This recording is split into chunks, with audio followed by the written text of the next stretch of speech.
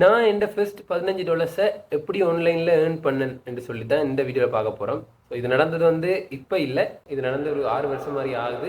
அதை நான் எப்படி செஞ்சு முடித்தேன், ஸோ என்னோட ஃபர்ஸ்ட் ஏர்னிங்ஸ் எப்படி இருந்தது என்று சொல்லி தான் நாங்கள் இந்த வீடியோவில் பார்க்க போகிறோம். இந்த வீடியோவில் நான் சொல்கிற சில விஷயங்கள் உங்களை மோட்டிவேட் பண்ணலாம். அதோட நான் விட்ட மிஸ்டேக்ஸ் எல்லாத்தையுமே நீங்களும் வந்து ஸ்கிப் பண்ணிட்டு போகிறதுக்கு இந்த வீடியோ வந்து ஒரு ஹெல்ப்ஃபுல்லாக இருக்கும். ஸோ எல்லாருமே வந்து கட்டாயமாக இந்த வீடியோ ஃபுல்லாக பாருங்கள், இதுலேருந்து உங்களுக்கு நிறைய இன்ஃபர்மேஷன்ஸ் கிடைக்கும். இந்த ஆன்லைனில் மணி மேக் பண்ணணுன்றது வந்து எனக்கு இப்போ கிட்டத்தில் வந்து ஆசை எல்லாம் இல்லை. இது வந்து எனக்கு ஒரு 8-9 வருஷத்துக்கு முதல்லேருந்து இருக்கிற ஒரு ஆசை தான். இதுக்காக நான் வந்து ஆன்லைனில் நிறைய சர்ச் பண்ணியிருக்கிறேன், யூடியூப்லேயுமே நிறைய வீடியோஸ் பார்த்துருக்கிறேன். அதாவது ஒரு 8 வருஷத்துக்கு முதல்ல அந்த டைமில் யூடியூப்ல டெக் சொல்லி தர சேனல்ஸ்ன்னு சொல்லி ஒரு கொஞ்சம் சேனல்ஸ் தான் இருந்தது. அதுலேயுமே கூடுதலாக ப்ராடக்ட் ப்ரொமோஷன்ஸ் மாதிரியான வீடியோஸ் தான் அப்லோட் பண்ணிட்டு இருந்தாங்க.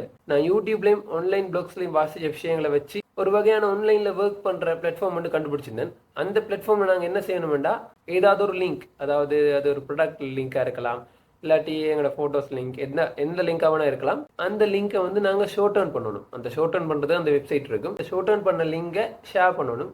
அந்த ஷோ டர்ன் பண்ண லிங்கை யாராவது கிளிக் பண்ணினா அதுலேருந்து எங்களுக்கு வந்து ஏர்னிங்ஸ் வரும். இது கேட்குறதுக்கு ஈஸியாக இருக்கிறதால நானும் வந்து இதை ட்ரை பண்ணி பார்த்தேன். இப்போ இல்லை, 8 வருஷத்துக்கு முதல்ல அப்படி ட்ரை பண்ணி பார்த்தா அப்புறம் தான் எனக்கே தெரிஞ்சுது அதில் மணி ஏர்ன் பண்ணுறது அவ்வளோ ஈஸி இல்லைன்னு சொல்லி. அதாவது நாங்கள் வந்து ஒரு $1 ஏர்ன் பண்ணுறதுக்கே அங்கே வந்து எங்களுக்கு ஒரு 1000 to 10,000 கிளிக்ஸ் வரைக்கும் தேவைப்படும். இவ்வளோ கிளிக்ஸை வந்து நான் எடுக்கிறது எனக்கு பாசிபிள் எனக்கு விளங்கிட்டுது. ஸோ நான் அந்த பிளானை வந்து அப்படியே ட்ராப் பண்ணிட்டேன். இப்போ நான் சொன்ன மாதிரி நிறைய ட்ரை பண்ணியிருக்கிறேன் நான். அதாவது சில ஆப்ஸை வந்து இன்ஸ்டால் பண்ணி கேம்ஸ் விளையாடுற மாதிரி, இல்லாட்டி வந்து கொஷனுக்கு ஆன்சர் பண்ணுற மாதிரி, வீடியோஸ் பார்க்குற மாதிரி, இந்த மாதிரி நிறைய ட்ரை பண்ணியிருக்கிறேன். எல்லாமே சேம் தான். நான் சொன்ன 10,000 கிளிக்ஸ் மாதிரி நீங்கள் வந்து ஒரு பெரிய டைமோட செலவழித்து நீங்கள் ஒர்க் பண்ணும்போது அவங்களுக்கு வந்து ஒரு $1 ஏர்ன் பண்ணுறதுக்கான பாசிபிலிட்டிஸ் இருக்கும். நிறைய ஸ்கேம்ஸுமே நடக்கும். ஸோ இதெல்லாமே வந்து பாசிபிள் இல்லைன்ற மாதிரி எனக்கு வந்து விளங்கிட்டது.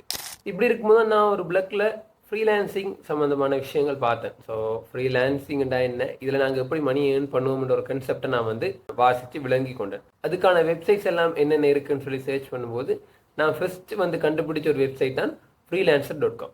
இந்த freelancer.comலேயும் எல்லா ஃப்ரீலான்சிங் சைட் மாதிரி நாங்கள் வந்து ஒர்க் பண்ணி கொடுத்து அதில் மணி ஏர்ன் பண்ணுற மாதிரி இருக்கும். ஆனால் இங்கே இருக்கிற ஒரு பெரிய பிரச்சனை என்னென்னா, ஸ்பேம் மெசேஜஸ் எல்லாமே எக்கச்சக்கமாக உங்களுக்கு வரும். ஸோ இது ரியல் கிளைண்ட், எது உங்களுக்கு ஸ்பேம் மெசேஜ் வந்துருக்குன்னு சொல்லி உங்களுக்கு கண்டுபிடிக்கிறதே சரியான கஷ்டமாக இருக்கும். எனக்கு இப்போ ஈஸியாக இருந்தாலும் அந்த டைமில் அது எனக்கு சரியான கஷ்டமாக இருந்தது. ஒவ்வொரு மெசேஜிங் சந்தோஷமாக ஓகே இது எங்கள் கிளைண்ட் போல் எவ்வளோத்துக்கு ப்ரொஜெக்ட் பற்றி கதைக்கிறாரு, பெரிய காசு வந்து வரப்போகுது, இந்த மாதிரி ஆசைப்பட்டு ரிப்ளை பண்ணி அதுக்கு பிறகு அவங்களோட கார்டு நம்பர்லாம் கேட்கும்போது எங்களுக்கு விளங்கிடும், ஓகே இவங்க ஏதோ ஸ்கேம் பண்ண தான் வந்திருக்காங்கன்னு சொல்லி. அப்படி எக்கச்சக்கமான ஸ்பேம் மெசேஜஸ் உங்களுக்கு வரும். இந்த ஸ்பேம் மெசேஜஸ் எல்லாம் நிறைய வரும்போது நான் வந்து அந்த freelancer.com சைட்டை யூஸ் பண்ணுறதையுமே நிப்பாட்டிட்டேன் ஃபுல்லாக. அதுக்கு பிறகு நான் ட்ரை பண்ண சைட் தான் ஃபைவருக்குள்ளே நான் போகும்போது எனக்கு ஓரளவுக்கு ஒரு ஐடியா ஒன்று இருந்தது. ஃப்ரீலான்சிங் சம்மந்தமாகவும் ஃப்ரீலான்சிங் சைட்ஸ் எப்படி ஒர்க் ஆகும் என்ற ஒரு பேசிக் ஐடியாவோட தான் நான் உள்ளே போனேன். எனக்கு வந்து இப்போ ஒரு டவுட் வந்தது, நான் வந்து என்ன ஒர்க் பண்ணி கொடுக்க போகிறேன், அதாவது நான் வந்து என்ன ரோல் இங்கே செய்ய போகிறேன் என்ற ஒரு டவுட் வந்தது. இந்த டவுட் வரும்போது தான் எனக்கு ஆல்ரெடி கன்வான்ற வெப்சைட்டை பற்றி ஒரு பேசிக் நாலேஜ் இருந்தது. அதாவது அந்த வெப்சைட்டில் நாங்கள் போயிட்டு டெம்ப்ளேட்ஸ் எடுத்து நாங்கள் அதை மோடிஃபை பண்ணி யூஸ் பண்ணலாம் என்ற மாதிரி ஒரு கன்செப்ட் இருக்கிறது எனக்கு தெரிய வந்தது. அப்போ நான் யோசனை என்னென்னா, கன்வாவில் இருக்கிற லோகோஸை வந்து நாங்கள் செஞ்சு கொடுப்போம், மோடிஃபை பண்ணி நாங்கள் செஞ்சு கொடுப்போம். லோகோ டிசைனர் என்ற ரோலையுமே நான் ஃப்ரீலான்சிங் செய்ய வேண்டும் பிளான் பண்ணேன். ஸோ அந்த டைமில் நான் வந்து ஃபைவர் செய்ய ஸ்டார்ட் பண்ணும்போது நியூஸ் செல்லர்ஸ் வந்து 7 gigs பப்ளிஷ் பண்ணலாம். இப்போ வந்து பார்த்தீங்கன்னா 4 gig தான் பப்ளிஷ் பண்ணலாம். அந்த டைமில் 7 gigs பப்ளிஷ் பண்ணக்கூடிய மாதிரி இருக்கும்.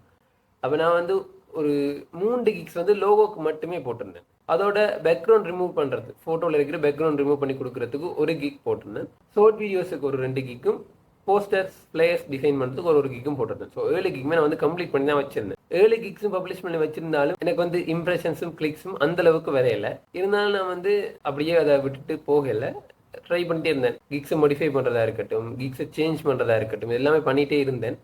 சரியா நான் வந்து ஃபைவர் அக்கௌண்ட் ஓப்பன் பண்ணி ஒரு 1.5 மாதத்துக்கு பிறகு எனக்கு வந்து ஒரு ஃபர்ஸ்ட்டாக ஒரு ஃபைவரில் ஒரு மெசேஜ் வருது. அதில் வந்து ஒரு லேடியோட ப்ரொஃபைல் பிக்சர் காட்டுது, அதோட ஃப்ரம் யுனைடெட் ஸ்டேட்னு சொல்லியும் காட்டுது. ஸோ யூஎஸ்லேருந்து இந்த ஃபர்ஸ்ட் மெசேஜ் வந்து ரிசீவ் ஆகிருக்கு ஃபைவரில். பார்த்துட்டு எனக்கு வந்து இங்கிலீஷுமே அந்தளவுக்கு மேனேஜ் பண்ணிடலாம். அந்த டைமில் போயிட்டு கூகுள் டிரான்ஸ்லேட்டரில் அந்த மெசேஜை காப்பி பண்ணி பேஸ்ட் பண்ணுறேன். அது தமிழில் என்ன சொல்லியிருக்காங்கன்னு சொல்லி வருது. திரும்ப நான் வந்து தமிழில், அதாவது தாங்கிலீஷில் டைப் பண்ணேன், கீழே தமிழில் அதுவாகவே ஓட்டோவாக டைப் ஆகும். அதில் டைப் பண்ணி நான் வந்து திரும்ப அந்த இங்கிலீஷை கொண்டு போய் ஃபைவருக்குள்ளே மெசேஜில் பேஸ்ட் பண்ணி சென்ட் பண்ணி இப்படி நான் கதைச்சிட்டு வரேன். கதைச்சிட்டு வரும்போது அவங்க கேட்ட விஷயம் என்னென்னா, அவங்க வந்து ஒரு ஹோம் ஒன்று வச்சுருக்காங்க. அந்த ஹோமுக்கு ஒரு லோகோ கேட்டிருக்காங்க. இதுதான் நம்ம செய்யணும். பட்ஜெட்டுமே அவள் தான் சொல்லியிருந்தா $10 சொல்லி. ஃபைவரில் பேசிக் பேக்கேஜ் $5 தான். நான் கிக்குமே $5 தான் போட்டு வச்சிருந்தேன். அவள் வந்து $10 சொல்லும்போது எனக்கு கொஞ்சம் சந்தோஷமா இருந்தது. ஸோ ஒரு மாதிரி கதைச்சி ஆஃபர் நான் சென்ட் பண்ணி அவள் ஆஃபருமே அக்செப்ட் பண்ணிட்டா. இப்போ ஆர்டர் வந்து அவள் ப்ளேஸ் பண்ணிட்டான். ஆர்டர் ப்ளேஸ் பண்ண வரைக்கும் எனக்கு ஆர்டர் எடுத்துட்டா போதும் அவட்ட இருந்து இந்த மாதிரி தான் இருந்தது. ஆர்டர் போட்ட பிறகு தான் எனக்கு உண்மையான பயமே வந்தது. அவள் ஆர்டர் போட்டுட்டா. இப்போ நான் லோகோ டிசைன் பண்ணணும். ஆனால் இந்த லோகோ வந்து நான் டிசைன் பண்ண போகிறது இல்லை. அதாவது கன்வால இருக்கிற ஒரு டெம்ப்ளேட்டை தான் நான் மாடிஃபை பண்ணி கொடுக்க போகிறேன். இது வந்து அவளுக்கு பிடிக்காம இருக்கலாம். மாற்ற சொன்னாண்டா நான் என்னத்தை மாற்றுவேன் இந்த மாதிரி எக்கச்சக்க டவுட்ஸ் கேள்விகள் எனக்குள்ளே இருந்தது. அப்படி இருந்தும் ஓகே செஞ்சு கொடுப்போம். மாற்ற சொன்னால் அவன் என்ன சொல்கிறாவோ அதை செய்வோம்ன்ற மாதிரி ஒரு தைரியத்தோட போயிட்டு கன்வால அவள் சொன்ன விஷயங்களுக்கு ஏற்ற மாதிரி ஒரு லோகோ ஒன்று நான் கண்டுபிடிச்சேன்.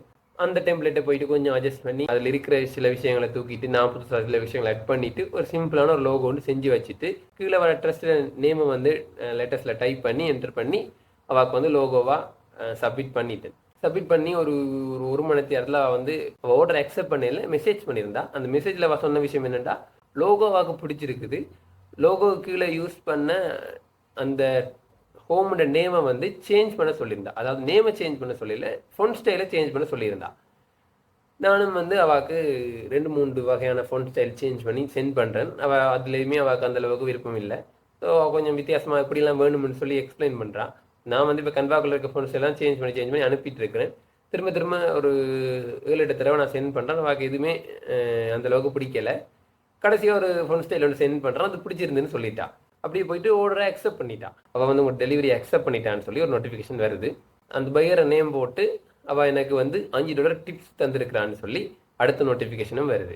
ஸோ இதை பார்த்தோன்னா வந்து எனக்கு இன்னுமே சந்தோஷமாயிட்டுது. போயிட்டு திரும்ப அந்த ஆர்டர் பேஜுக்குள்ளே செக் பண்ணேன். $10 சொல்லி ஆர்டர் ப்ரைஸ் காட்டுது. அது கீழே அப்படியே $5 டிப்ஸ்ன்னு சொல்லியும் காட்டுது. அது கீழே பார்த்தா அப்படியே அவள் வந்து எனக்கு 5 ஸ்டார் ரிவ்யூ தந்து நான் வந்து ஃபாஸ்ட்டாக டெலிவரி பண்ணிட்டேன்னு சொல்லி ஒரு ஃபீட்பேக்கும் அவள் அதில் எழுதியிருந்தா. இதுதான் வந்து நான் என்ற ஃபர்ஸ்ட் $15 ஆன்லைனில் ஏர்ன் பண்ண ஸ்டோரி. உங்களுக்கு கேட்கும்போது ஈஸியாக கிடச்சிட்டு இந்த மாதிரி இருக்கலாம். ஆனால் இதுக்கு எனக்கு எடுத்த டைம் ஒரு 2.5 வருஷத்துக்கு மேலே. ஏன்னா நான் வந்து நிறைய பிளாட்ஃபார்ம்ஸ் ட்ரை பண்ணியிருந்தேன். எல்லாத்துலேயுமே ஃபெயிலியர் தான் ஃபேஸ் பண்ணியிருந்தேன். லாஸ்ட்டாக எனக்கு வந்து கை கொடுத்த ஒரு பிளாட்ஃபார்ம் தான் இந்த ஃபைவர். அண்டையில இருந்து இப்போ வரைக்கும் நான் வந்து ஃபைவரில் ஃப்ரீலான்சராக இருக்கிறேன். எனக்கு ஆர்டர் கிடைச்சது, அதை நான் எப்படி கம்ப்ளீட் பண்ணேன், அதுக்கு அவள் டிப்ஸ் தந்தது, ஃபீட்பேக் தந்ததெல்லாம் நான் சொல்லியிருந்தேன். இந்த ஆர்டர் நான் கம்ப்ளீட் பண்ணுறதுக்கு என்ன பிசி யூஸ் பண்ணேன்னு நான் இப்போ சொல்ல போகிறேன். இன்டெல்ட பென்டியம் ப்ராசஸரோட 2GB ரேமில் Windows 7 இருந்த ஒரு பிசிலாம் நான் வந்து இந்த ஆர்டர் செஞ்சு கொடுத்துருந்தேன். நார்மலாக பிசின்னாலே மல்டி டாஸ்கிங் செய்வோம். அதாவது 2-3 வேலையை ஒன்றா செய்வோம். ஆனால் அந்த பிசியில் ஒரு டைமில் ஒரு வேலை தான் செய்யலாம். இன்கேஸ் நான் வந்து 2 டாஸ்க்கை ஒரே டைமில் ஓப்பன் பண்ணாலே அந்த பிசி வந்து ஸ்ட்ரக் ஆகி நான் திரும்ப ரீஸ்டார்ட் பண்ணி தான் யூஸ் பண்ணுற மாதிரி இருந்தது. இப்படிப்பட்ட ஒரு பிசிலாம் நான் வந்து என்ற ஃபைவர் ஃப்ரீலான்சிங் ஜேர்னியை ஸ்டார்ட் பண்ணியிருந்தேன். நீங்களும் வந்து ஃப்ரீலான்சிங்கோ இல்லாட்டி வேறு விஷயம் ஸ்டார்ட் பண்ண நினைக்கிறீங்களா இருந்தால் அதை வந்து ஸ்டார்ட் பண்ணிடுங்க. டிலே பண்ணாமல் ஸ்டார்ட் பண்ணாலே போதும். அடுத்தடுத்த ஸ்டெப்புக்கு நாங்கள் மூவ் ஆகிட்டே இருப்போம். இப்படி தான் நான் வந்து என்ற ஃபர்ஸ்ட் $15 ஆன்லைனில் ஏர்ன் பண்ணியிருந்தேன்.